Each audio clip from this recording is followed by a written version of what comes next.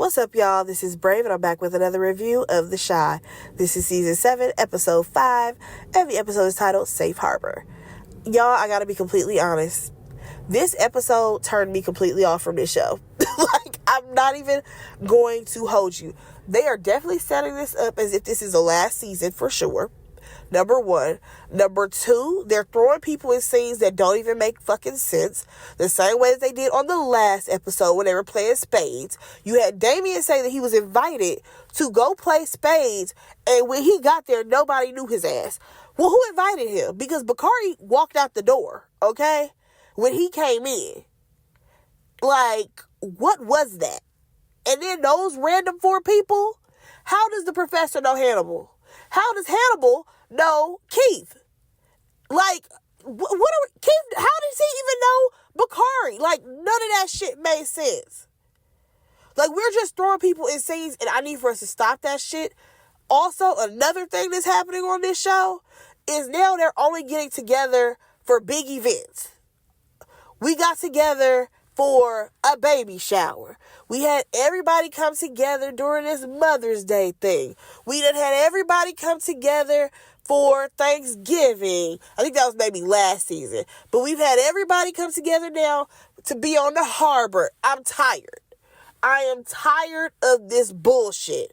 What the fuck are y'all doing over there at the Chi?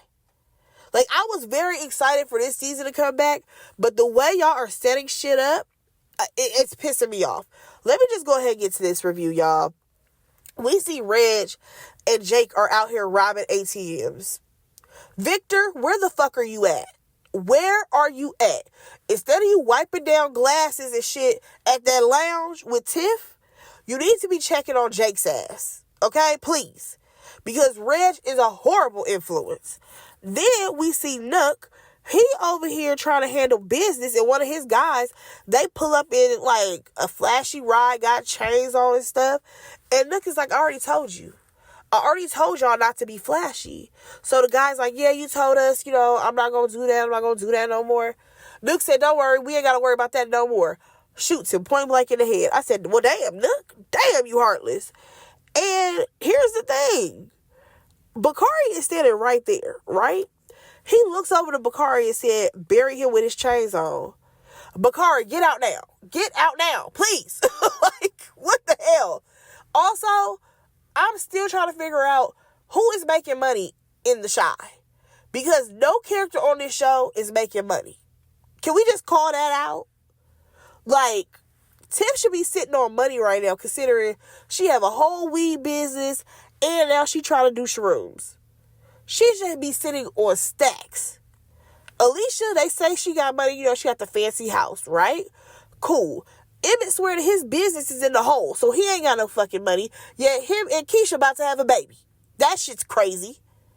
Bakari ain't making no money. I'm just trying to understand, like, what is going on with the Chi? That boy couldn't even afford a fucking laptop. Like, what are we watching? Oh, God. I'm really trying. Let me just try to calm down and get through this review. Y'all, we see Toussaint. Toussaint is back. I think she's a detective. And I'm just like, all right, cool. So she's on the phone. She's taking a call from an inmate. Y'all, did she have a son in jail? Because I honestly cannot remember what happened with her storyline. I know that she was trying to get the gang, right? I know she was trying to get, the 83rd Street Mob or something like that? I know she was trying to get them. But I just don't remember her having a son. And now this person is telling her that, like, yo, Reg ain't dead. He out here because Duda, he's dead now. So now he popped back up.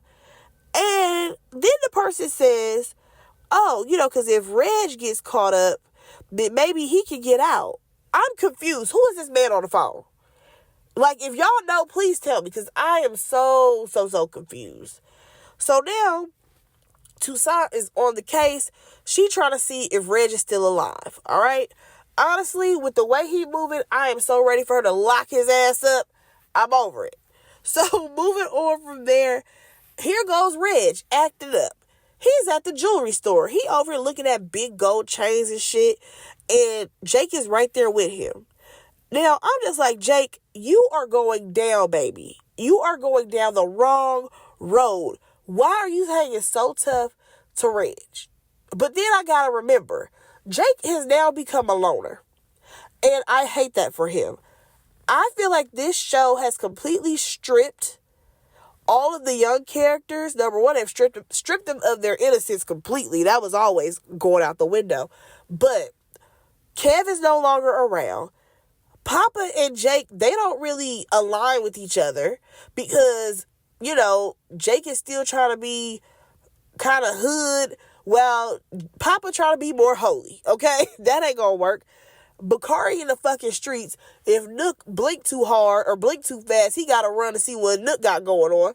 So, Jake don't have no fucking friends, and that's a problem. So now he gotta run around with Reg? Hell no. That don't even make no damn sense. So, keep in mind, they're at this jewelry store, and Jake, he sees a chain. And Reg is like, oh yeah, you want that chain? I can get it for you. And Jake was like, nah, I don't need it. You ain't got to do all that. And I'm just like, again, Victor, where the fuck are you at?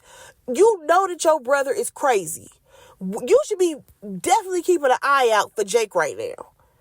And you slipping. You are slipping right now.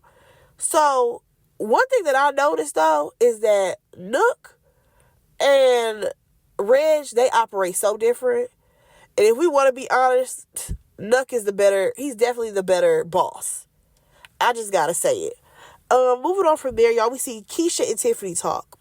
So basically they talk about how Victor, he be always being nice to her and how now he want to try shrooms.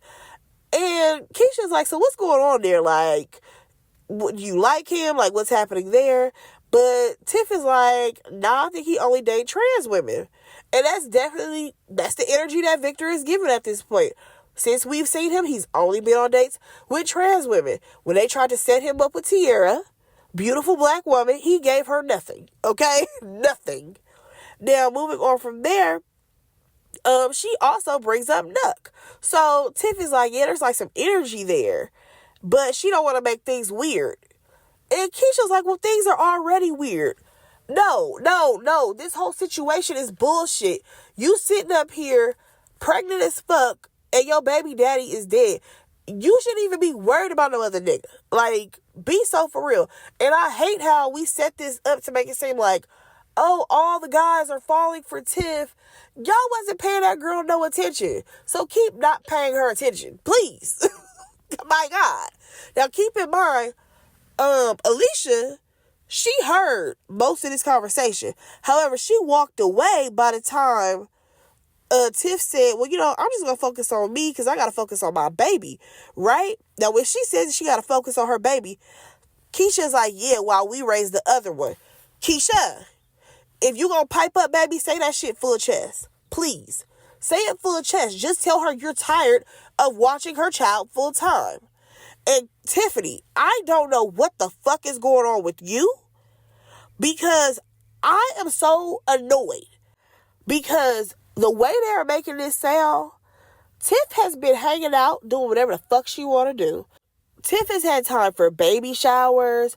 Tiff has had time to run a lounge. Tiff has had time to go check on her weed business. She had time to grow mushrooms. She got time to smile and skin and grin and Nook face and then Victor face. She got time for all of that shit, but she ain't got no time for EJ.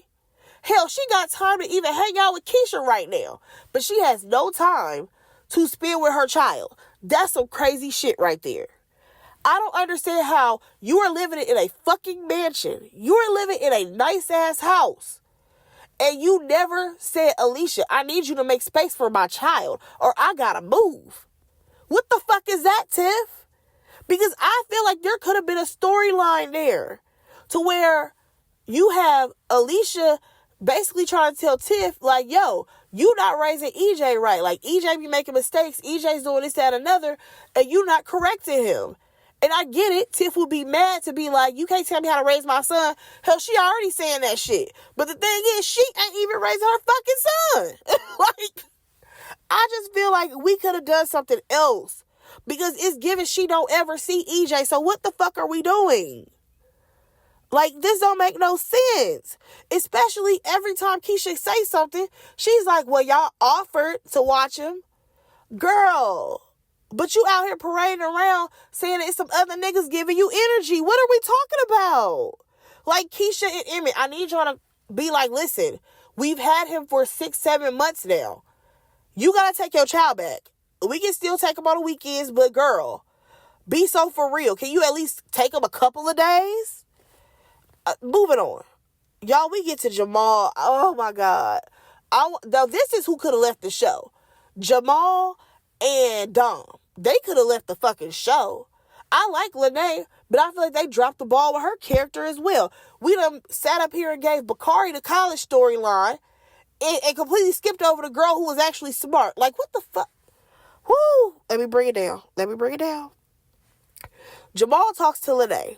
And he's saying that, I'm going to marry Dom and I want you to be a witness. So she's questioning him like, what exactly do you even know about this woman or love about her? And he's like, I love her body, her eyes, her cooking. I'm sorry, I'm with Lene. That's all you got? That's it? Okay, cool. So you just want to marry her so that way y'all can have sex. Whatever. Moving on. Tiff. She's showing Hannibal her spot where she growing everything, right? Y'all, I'm honestly, and I like Hannibal. I really do. I like the guy that plays the character. He's good at his job. But I'm not even understanding why we brought him back. Like, I don't understand. Technically, they are competing businesses. Why the fuck would he care about what she growing? Like, be so for real. But nonetheless, she goes to tell him like, oh, these are my shrooms. And he's like, okay, well, those are ready. And he's like, yeah, now you just have to have somebody to try them, right? And y'all, Tiff pissed me off. She pissed me clean the fuck off because she's like, oh, do I need to try it?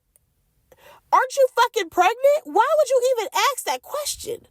Like, are we okay right now? Who's writing the script? I don't understand. So Hannibal's like, no, but usually people, they try their own supply. And I'm just like, oh, is that what crack dealers was doing back in the day? I thought that was finding a crackhead to do it. Yeah, whatever. I don't fucking know. Anyways, so he basically tells her, just get somebody else to try it and have them tell you everything that happened. All right, cool. We're going to go ahead and move on. So after that, for some reason, y'all, we see Shad, and he is scrubbing down this nice, like, yacht-type boat. And Alicia's like, I have people to do that, right? And she's like, I really want you to stay, hang out with me and my friends. And he's like, I want to be around your bougie-ass friends. And he plans on doing shrooms with Victor. That's his whole plan for the day. I'm like, nigga, you giving loser energy right now. I'm just saying, you could be on a nice little yacht. And considering, y'all, the fucking yacht was docked, you could have been bouncing around hanging out with Darnell and them because they just rented a boat too. Anyway, speaking of them, actually, no, I'm going to jump to Reg and Jake. So we see that Reg and Jake, they are just kind of hanging around. And basically, Reg is like, I need you close to me at all times because you the only person I trust. I said, Jake, baby, you about to be in too deep. Like, I keep thinking that Jake is probably going to die at the end of this season, or it's going to be a very close death or like a near-death experience behind some bullshit that Reg got going on. I feel like that's what's going to happen. Moving on, we see Darnell, Damian, and Emmett.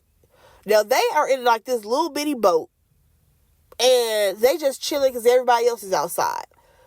Honestly, we didn't need them there. As much as I love these characters, this shit made no sense, okay? I was hella confused watching this whole fucking boat scene.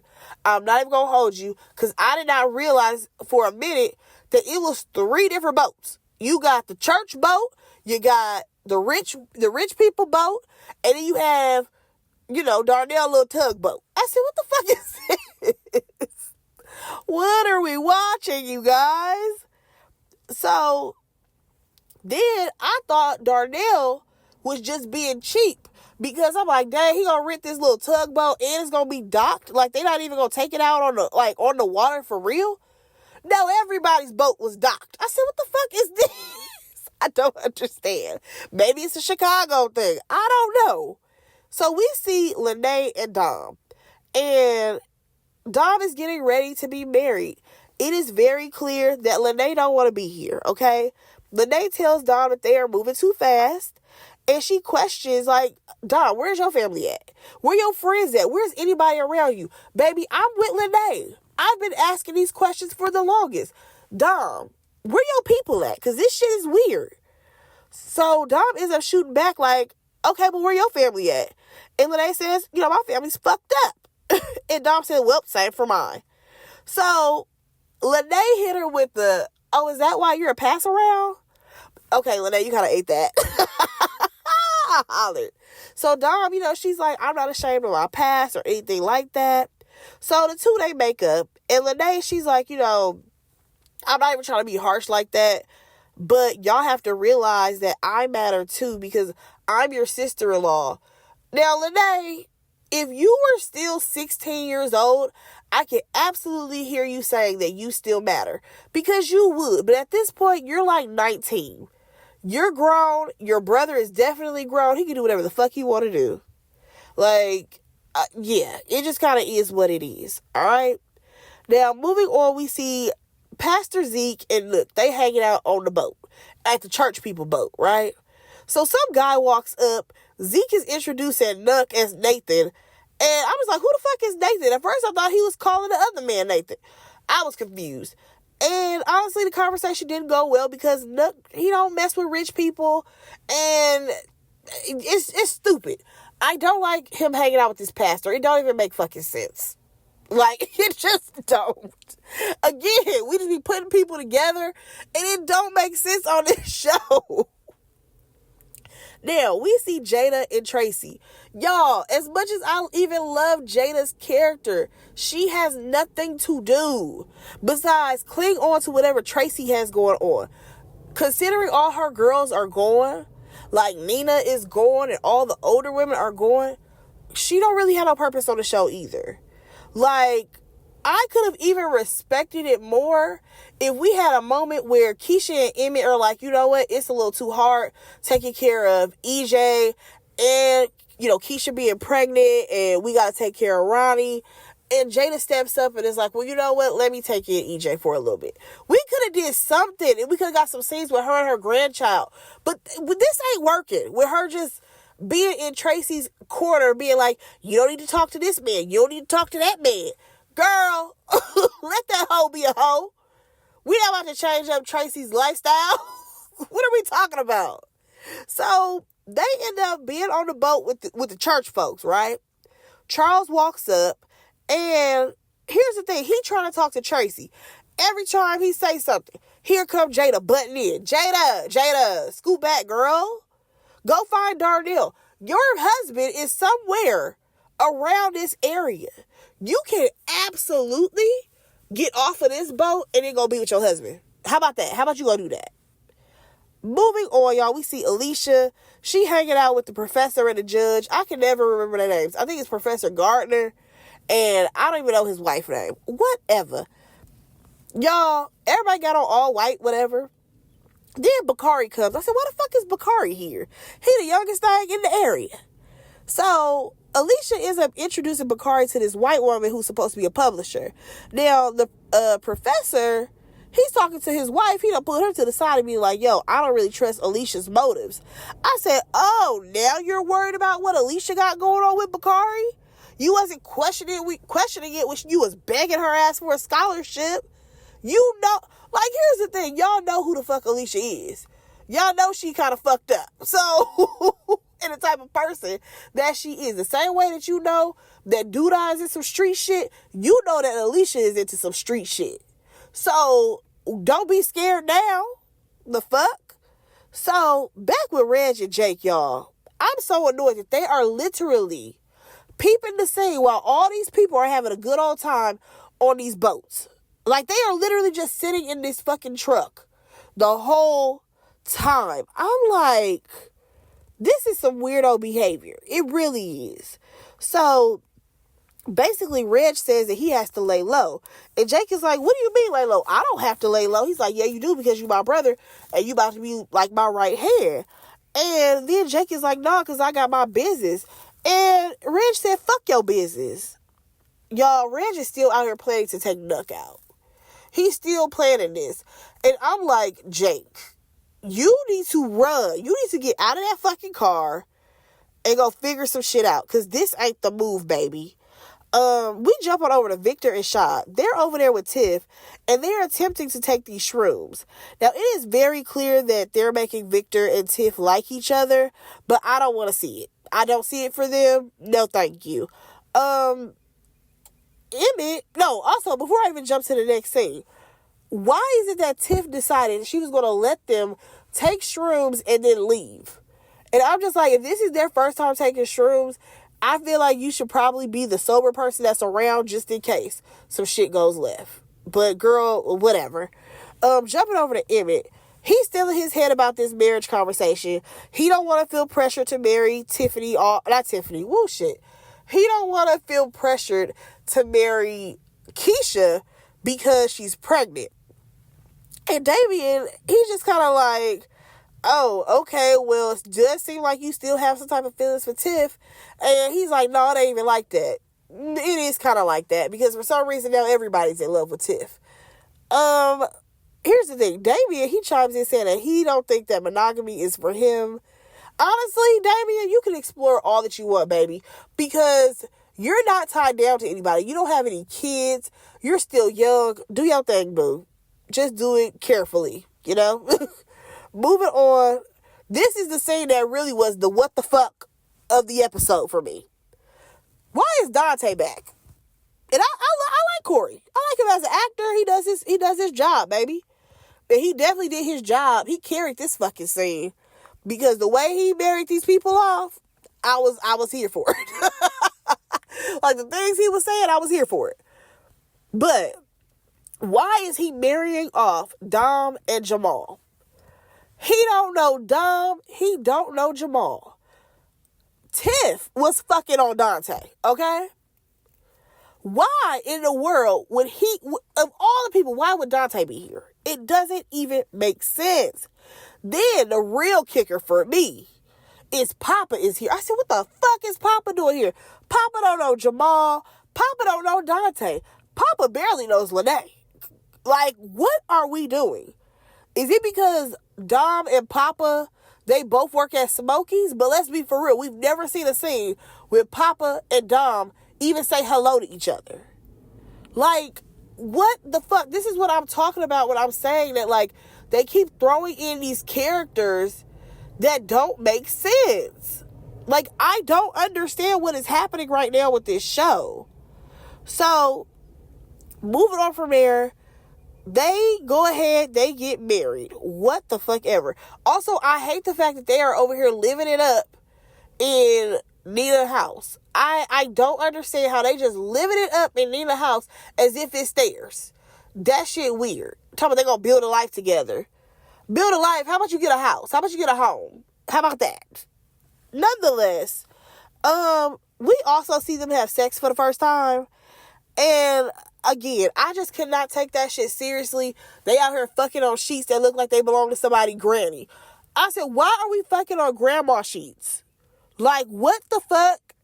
No, thank you. Moving on.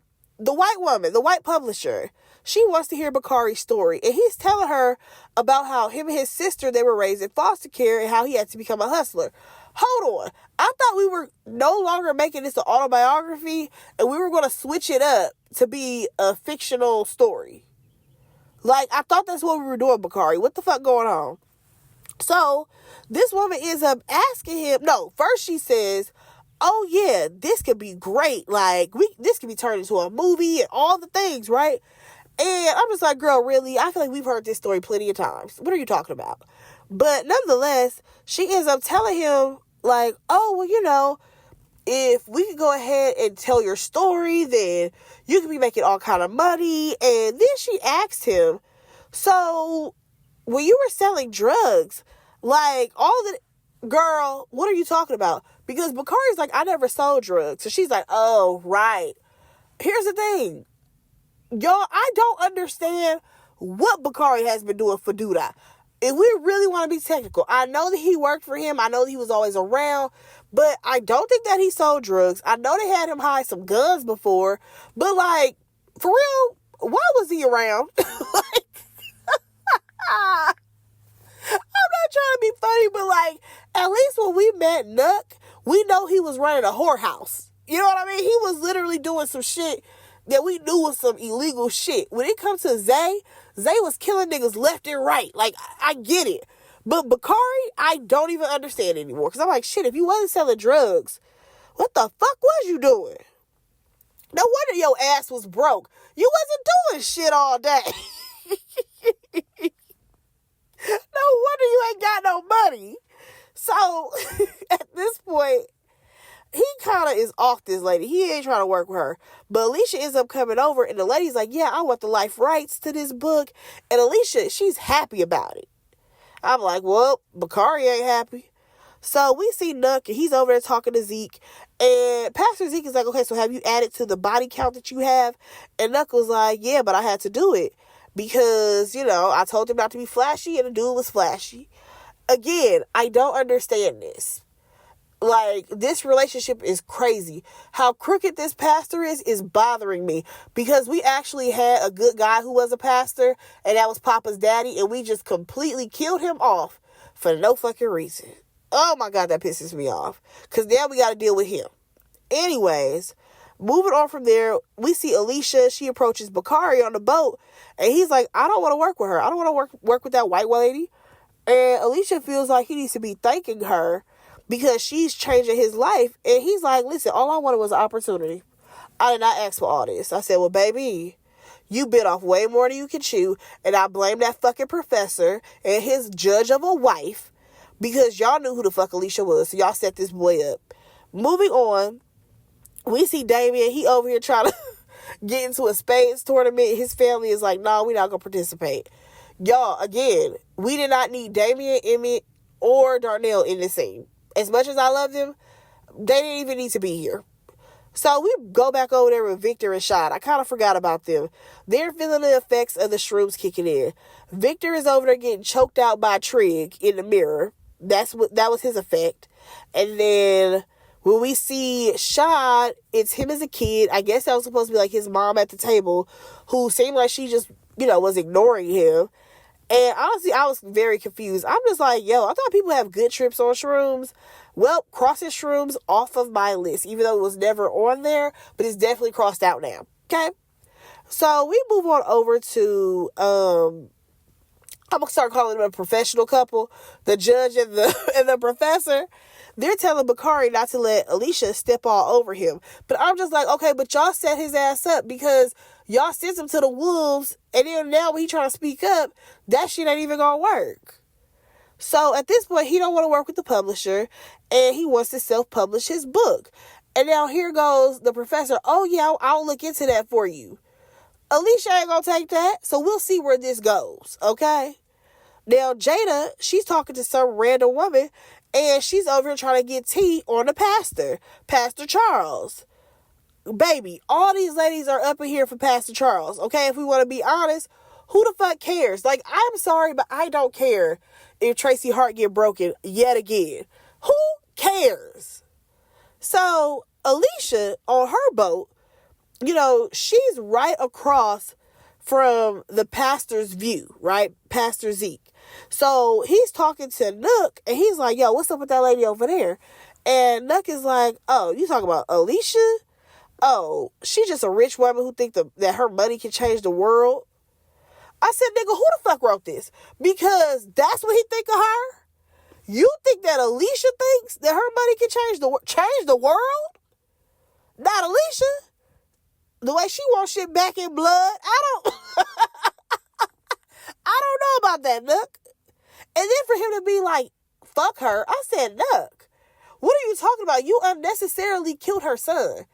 And on top of that, you pull up to her house whenever you got Tiff in the fucking car. You've been to this woman's house before. Like, be so for real. Now, moving on from there, Y'all, we see Reg and Jake yet again still sitting in this goddamn car. And Reg basically tells Jake that he can't hang out with Bakari anymore because Bakari is now on the enemy side. And I'm just like, I'm sorry, but if I was Bakari, I would not fuck with Jake anymore because he brought your ass over to his house. Like, the way Jake played in Bakari's face by bringing Reg over to Nook's residence, y'all shit was dead from then. Like, what are we talking about? You don't have anything to worry about, baby. I don't think Bakari is going to look towards Jake the way Jake played in his fucking face. Come on now. So, moving on from there, Jada is over here trying to tell Tracy to slow down with Charles. Tracy ain't trying to hear it. I'm not either. We go back over there and Victor and Shad. They both realize that they have never been loved on enough when they were children. And also Victor says that he don't even know if he deserved love. Again, things we don't even care about. Like, what was that whole scene? Moving on, we see Tracy. She talks to Charles. And she asks him how many women he slept with on this boat.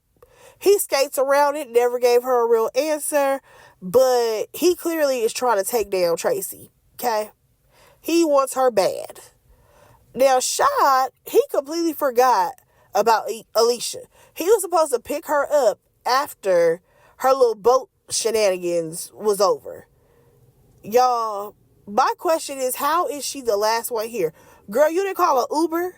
You didn't ask one of your friends for a ride? What are you doing? So she calls him and she's like, you're late. He's like, oh, I'm coming. And she like, no, you ain't even got to show up. Out of nowhere, here comes Pastor Zeke. He's like, oh yeah, you need a ride? And she's like, yeah. I said, Alicia, at your big age, I know you ain't taking rides from strangers. In this day and age, make it make sense. Like, I don't think Alicia would be taking some random ride from this man. Be so for real. So, moving on from there, we see Reg and Jake, and they are still sitting out there, y'all. Now, they see Alicia, and Jake is like, oh, yeah, because she got money, and she the person who helped Victor get off from that case. So, Reg is like, oh, okay, noted. I'm like, what the fuck you about to do, rob her? Like, Reg, what the fuck is going on with you? Because I don't like the way you're moving. Moving on from there, we have Papa and Lene. He dropping her off. So basically, those two idiots got married, and Papa and Lene ended up leaving to go hang out somewhere so that they can go fuck around the house. I said, you mean to tell me you two bums are so broke that y'all can't even get a fucking hotel for the night? Like, that is just some disgusting shit. That bothered me. Because I'm like, y'all can't even get a hotel for the night? Come on now. Now, Lene thanks him for, taking her out or whatever. And then she gets out the car. And then they try to make it seem like, oh, Papa may have some type of interest or some type of feelings for Lene. No. We're not doing this bullshit anymore. Papa deserves to have a girl of his own. Like, honestly, if we want to be honest, if we got to be honest, Papa is one of the characters that I feel like he could have left the show. Because y'all have nothing for him. Like, be so for real. I'm over it. So then in this other scene, we have Pastor Zeke and Alicia. And we learn that she's not really a believer of God. And Zeke is trying to tell her about God and faith. And I just don't know how this turned into Alicia telling this pastor how she wants to kill every man that kills without a conscience. And basically she wants him to give her the names of the killers. And girl, what? What the fuck are we doing? Now you about to be on a manhunt? Alicia, you too old for this shit. Find something else to do. Go join a knitting club. Go learn how to crochet. Go learn how to, shoot dice with Shad. Do something, because this ain't it. Like, what? Also, Pastor Zeke is just too evil for me. Like, I get he all about money, but at a certain point, it's like, dude, you ain't gonna look at her crazy? Like, this is just disgusting to watch at this point. So, the last thing we get is Detective Toussaint, and she is working and trying to see if the image that she has actually look like Reg, right? So, she shows one of her colleagues, and she's like, oh, that looks like that's Reginald Taylor. And, y'all, it's definitely a photo of him and Jake robbing a fucking ATM. I said, you know what? Throw his ass in jail. And you know what? Throw Jake in there too. Because the fact that he's still hanging out with his brother after all this shit makes no sense. But y'all, that was the episode. I'm going to try to stick in there with The Chi, but they're pissing me off. Let me know what y'all thought about it. Go ahead and like, comment, and subscribe to my channel. And I will talk to y'all in my next review. Bye, guys.